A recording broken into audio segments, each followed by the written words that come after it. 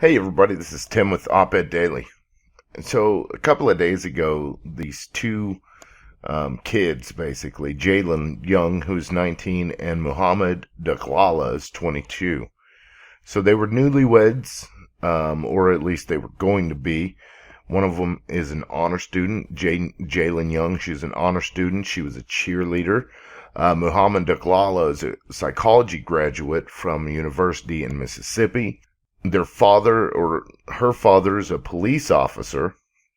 His father is a Muslim patriarch in the community, very well respected, very generous person, according to these news articles. So I'm laying all this out to give you a picture that they are finding people from all walks of life.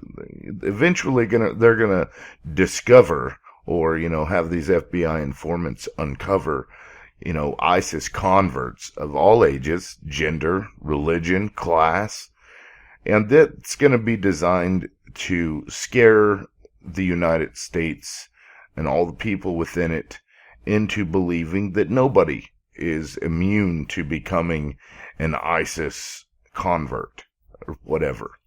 And that will eventually lead to everybody snitching on everybody else, because everybody is automatically suspicious if you talk about ISIS in a non-negative way. It doesn't even have to be a positive way, but if you don't believe, like me, that it's this horrible thing that's going on, then maybe everybody is going to assume that you are a terrorist, and then they will report you to the FBI, and then the FBI will start looking at your emails and such. Who knows? That's speculation on my part. So I want to point out a few things about this story that just really doesn't add up, okay? I don't have any real proof here, but these things don't make much sense to me. So the FBI informant that she has been talking with, I guess, since May, she tells him that she was, happy about the Chattanooga shooting, that she was praising the fact that more people, they were getting more followers into the ISIS, movement, into Islamic conversion, that sort of thing.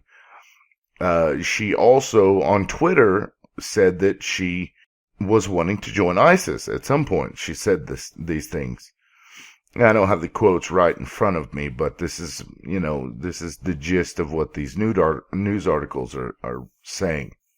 Okay, so the reason why that doesn't really make sense is that her and her fiance were smart enough to come up with this wedding story in order to get them out of the country. So their story was that they were going to get married, and then they were getting married, and then they were going to Greece for their wedding, their honeymoon, rather. So they're going to go to somewhere else for their honeymoon and then ultimately make it over to Syria to join ISIS. That was the plan. They even use a small airport because of lax security and the fact that nobody's really going to think that an ISIS, person is going to be leaving from the small airport in Mississippi, of all places. So they're smart enough to do all these things, and they are aware of the fact that they need to hide what they're doing because of the recent stories about people being arrested at airports and such.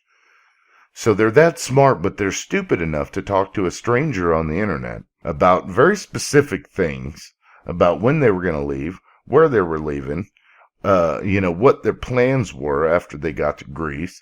They talked about, praising the shootings and all these things. And most of what the news articles are focusing on is her, not him, because he is a Muslim. His name is Muhammad.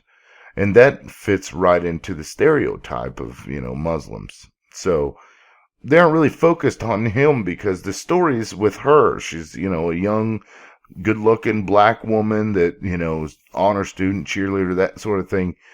And they talk about all the things that she says to this FBI informant. So they're smart enough to have this story about their wedding and their honeymoon, but she's too stupid to realize that, you're talking to a stranger on the internet. You don't know who the hell that is. Or even in person, really. If you were going to do that, you wouldn't tell anybody. Those kinds of things just raise red flags for me. It just doesn't make any sense. I'd also like to point out that arresting somebody before they actually go and do anything, or even for wanting to leave the country, violates so many rights. I mean, we have the right to move in this country. We have the right to migrate. Okay? And we also have the right to practice religion. And if their religion is calling them to go to Syria, then let them go. We don't really have the right to say, no, you can't do that. That's wrong. Your religion is wrong. We can't say that. Nobody has that right. The Constitution clearly outlines that there's freedom of religion. And these ISIS members, they're not fighting us. They're not fighting us. We're fighting them, according to us. So that has whether she goes to Syria or Greece or whatever, it doesn't matter, because we shouldn't be there anyway. So if they want to go over there, I'd say let them. And is it not better that they go to a different country than to stay here? Okay, so a few things about that is that we have an open border. Mexicans are coming in. There's proof that ISIS members are coming in. And nobody seems to care enough to stop them. But as soon as one of those ISIS members wants to leave, we're going to arrest them before they can leave? That makes no logical sense to me.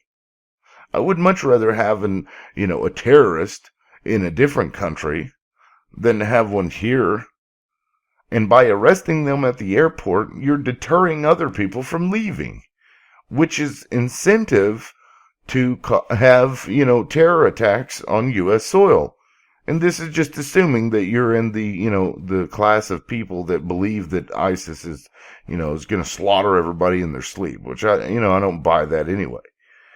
ISIS was created by the U.S. government. What the government has been doing is providing arms and military support for these, quote, rebels in, Yemen and Libya and all these different places. And then you find out 6 months to a year later, oh, those rebels are actually ISIS members. So it's either propaganda bullshit, which is likely, or they're flat out lying and they knew that it was ISIS and they were arming these people, and then turn around and say, hey, look, oh my goodness, we've got another country full of ISIS members. I don't buy it. No, I don't have any proof of the things that I've said, as I stated earlier in this video. But all of this just raises a red flag for me. It just feels like they're eventually going to find ISIS converts of, all walks of life, so that everybody is afraid of everybody else. And just like they did under Hitler and Nazi Germany, everybody was snitching on everybody else. Everybody's got to be up in everybody else's business. You say anything on social media, somebody's going to report you to the FBI because they think you're going to do something. I mean, that's the state of what we're getting to now, because people are afraid. They're afraid because the government is making them afraid.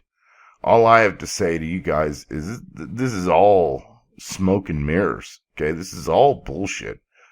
This is nothing more than propaganda crap for the people, the global elite, and the elite in the United States, anywhere else, the banksters, the military-industrial complex. It's just to propagate more war, to use up ammunition so that we as taxpayers can buy more ammunition and buy more Kevlar vests and purchase more planes and not do all these things. It's all just a ruse. And you guys, are falling for that. So just don't. Take everything you read nowadays with a grain of salt, because as I've done a video in the past, 90% of the media is owned by 6 or 7 companies. And when that happens, you know that the information you're getting is probably skewed in whatever direction helps those companies the best. So just remember that when you start reading your next news article. Pretty good likelihood that that news article is owned by somebody that owns, 30% of all the rest of the media that you read on a daily basis. Anyway, that's it for now. If I find anything else that strikes me as odd about this story, I'll do another video about it. So hit the subscribe button, like this video, and share it, please. This is Tim with Op-Ed Daily. Peace.